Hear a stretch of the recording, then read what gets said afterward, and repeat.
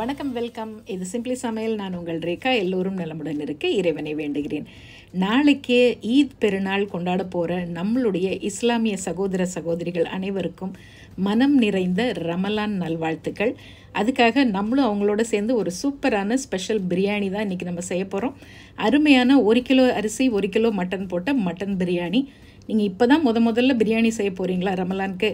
அவங்க கூட ரொம்ப ஈஸியாகவும் செம்ம டேஸ்டியாகவும் இந்த தம் பிரியாணியை சூப்பராக செஞ்சிடலாம். எவ்வளோ ஈஸியாக செய்ய முடியுங்கிறத நீங்கள் உள்ளே வந்து பாருங்கள். நம்ம சேனலில் புதுசாக பார்க்குறவங்க சேனல் பிடிச்சிருந்ததுன்னா மறக்காமல் சப்ஸ்கிரைப் பண்ணிக்கோங்க. பெல் ஐக்கான் கிளிக் பண்ணிவிடுங்க. ஆல் பட்டனும் ப்ரெஸ் பண்ண மறந்துடாதீங்க. வாங்க இப்போ நம்ம கிச்சன் போகலாம். So 1 kilo mutton, 1 kilo rice எடுத்து வச்சுருக்கேன். நம்ம மட்டனை ஃபஸ்ட்டு ப்ரெஷர் குக்கரில் வேக வச்சிடலாம். அதாவது 1 கிலோ மட்டனுக்கு 2 டேபிள் ஸ்பூன் இஞ்சி பூண்டு விழுது, கொஞ்சமாக ஒரு 1/4 டீஸ்பூன் செந்தூர் மஞ்சத்தூள் போட்டிருக்கேன். ஒரே 1 டேபிள் ஸ்பூன் தயிர் ஊற்றி அதை வந்து கொஞ்சமாக உப்பு, ஒரு 1/2 டீஸ்பூன் உப்பும் சேர்த்து ப்ரெஷர் குக்கரில் 3 விசில் விட்டு எடுத்து வச்சுக்கோங்க. இதை ஃபஸ்ட்டு செஞ்சு வச்சிட்டோம்னா நமக்கு பிரியாணி வந்து 15லேருந்து 20 நிமிஷம் டோட்டலாக தம்மெல்லாம் போட்டு செய்கிறது. பார்த்திங்கன்னா ஒரு ½ அன் ஹவரில் பிரியாணியை நீங்கள் செஞ்சு முடிச்சிடலாம். ரொம்ப ஈஸியாக எப்படி செய்யலான்னு ஸ்டெப் பை ஸ்டெப்பாக உங்களுக்கு சொல்லியிருக்கேன். இதை ஃபாலோ பண்ணி செஞ்சுக்கிங்க. பேச்சுலர்ஸ், பிகினர்ஸ், புதுசாக கல்யாணமாகி முதல் பெருநாள் கொண்டாடுறவங்க எல்லாருக்குமே இது ரொம்ப யூஸ்ஃபுல்லாக இருக்கும். இப்போ நல்ல அடிகனமான பிரியாணி பாத்திரம், அப்படி இல்லைன்னா நீங்கள் இதை ப்ரெஷர் குக்கரில் கூட செஞ்சுக்கலாம்.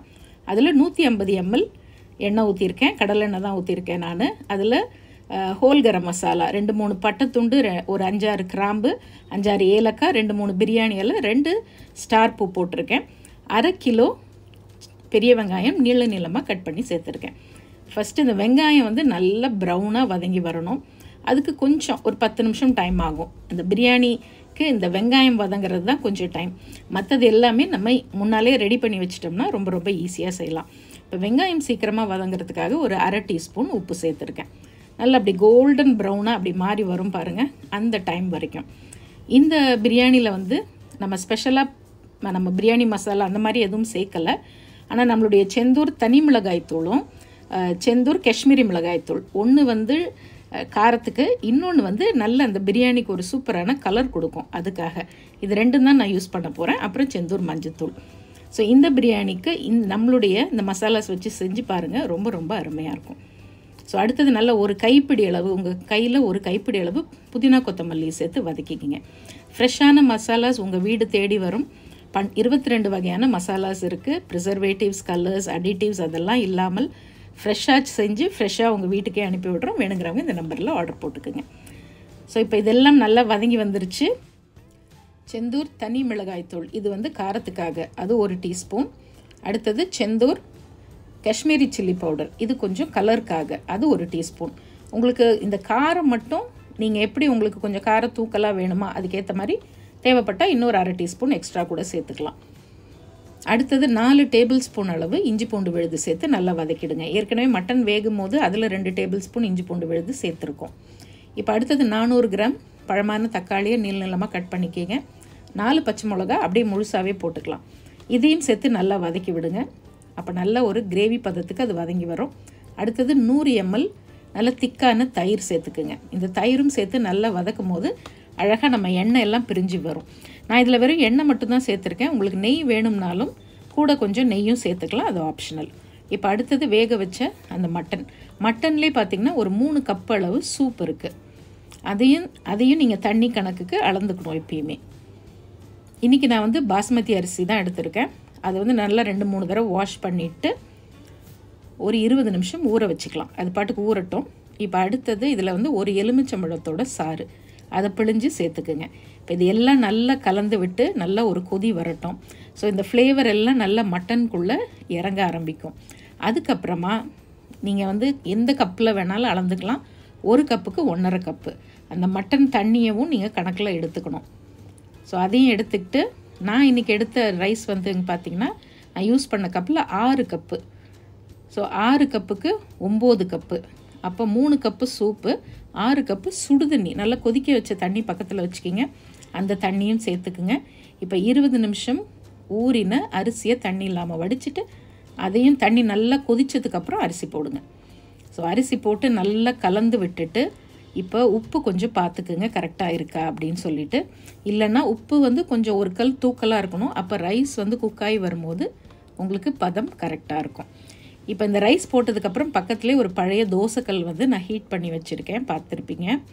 இது நல்லா ஹீட் ஆனோன்னே சிம்மரில் வச்சுட்டு இப்போ இந்த தண்ணியெல்லாம் நல்லா இழுத்து அரிசி அப்படியே மேலே வரும்.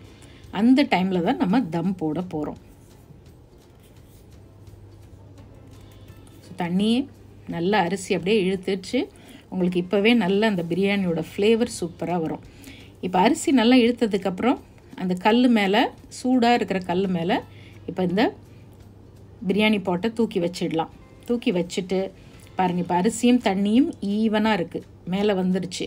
இப்போ ஒன்று நீங்கள் ஒரு வாழை இலை போட்டு மூடலாம், அப்படி இல்லைன்னா சில்வர் ஃபாயில் இருக்கு இல்லையா, அலுமினியம் ஃபாயில், அது போட்டு மூடலாம். இப்போ இது ரெண்டுமே இல்லை அப்படின்னா நல்ல சுத்தமான இந்த மாதிரி ஒரு துணி எடுத்துக்குங்க. அந்த துணியை வச்சு மூடிட்டு அதுக்கு மேலே இதோட மூடி நல்லா டைட்டாக உட்கார்ற மாதிரி இருக்கணும். அதாவது அந்த ஆவி, அந்த ஸ்டீம் வெளியில் போகாத அளவுக்கு டைட்டாக உட்கார்ற மாதிரி ஒரு மூடி வச்சுட்டு நல்லா 2 வெயிட்டை தூக்கி மேலே வச்சுட்டு அந்த தவா கல் வந்து இப்போ உங்களுக்கு நல்லா ஹீட் ஆகிடுச்சு. இப்போ ஃபுல்லாக சிம்மரில் வச்சுட்டு இதை அப்படியே தம்மில் வச்சிடலாம். 15 நிமிஷம் பிரியாணி தம் ஆகட்டும். 15 நிமிஷம் கழித்து ஃப்ளேமை ஆஃப் பண்ணிவிடுங்க. ஆனால் இப்போ ஓப்பன் பண்ணாதீங்க. இன்னும் ஒரு 15 நிமிஷம் கழித்து தான் நம்ம ஓப்பன் பண்ணணும். அப்போ உங்களுக்கு ரைஸ் வந்து நல்ல உதிரியாக பொலன்னு அருமையாக குக்காகி வந்திருக்கும். வாங்க இப்போ ஓப்பன் பண்ணி பார்த்துடலாமா? அவ்வளோதான், பாருங்கள் ஆவி எப்படி தட்டை எடுத்தோன்னே ஆவி சும்மா சூப்பராக வருது. பிரமாதமாக பிரியாணி தம் ஆயிடுச்சு. இதே மாதிரி ஸ்டெப்ஸோட ஈஸியாக முதல் தடவை செய்கிறவங்க கூட அழகாக நீங்கள் செஞ்சிடுங்க. செஞ்சு பார்த்துட்டு எப்படி இருக்குன்னு சொல்லுங்கள். இந்த பிரியாணி சென்னை ஸ்டைல் பாய், அதாவது முஸ்லீம் ஸ்டைல் தம் பிரியாணி ரொம்ப ஈஸி மெத்தடில் உங்களுக்கு நான் செஞ்சு காமிச்சிருக்கேன். ரைஸை உடனே போட்டு ஃபுல்லாக அடியிலேருந்து கிண்டாதீங்க. அப்போ ரைஸ் நல்ல நீளமாக இருக்க ரைஸ் வந்து உடையும். அதனால் ஒரு பக்கமாக அப்படி சைட்லேருந்து எடுத்து விடணும். நீங்கள் சர்வ் பண்ணும்போது ஒரு சைடாக அப்படியே எடுத்து சர்வ் பண்ணிங்கன்னா அரிசி உடையாமல் நல்ல பொலன்னு பூ மாதிரி மட்டன் வெந்து பார்க்கவும் அருமையாக இருக்கும், சாப்பிடவும் சூப்பராக இருக்கும். இதே மாதிரி நீங்களும் ட்ரை பண்ணி பார்த்துட்டு எப்படி இருக்குன்னு சொல்லுங்கள். அனைவருக்கும் ஈத் பெருநாள் நல்வாழ்த்துக்கள். உங்களோட சேர்ந்து இந்த வருடம் நம்ம எல்லாருக்குமே ரொம்ப சிறப்பாக இருக்கணும்னு சொல்லி நாங்களும் பிரார்த்தனை பண்ணுறோம். இன்னொரு ஃபேண்டாஸ்டிக் ரெசிபியோட மறுபடியும் பார்ப்போம். நம்மளுடைய சேனலை ஃபேஸ்புக்லேயும் இன்ஸ்டாகிராம் பேஜ்லேயும் ஃபாலோ பண்ண மறந்துடாதீங்க.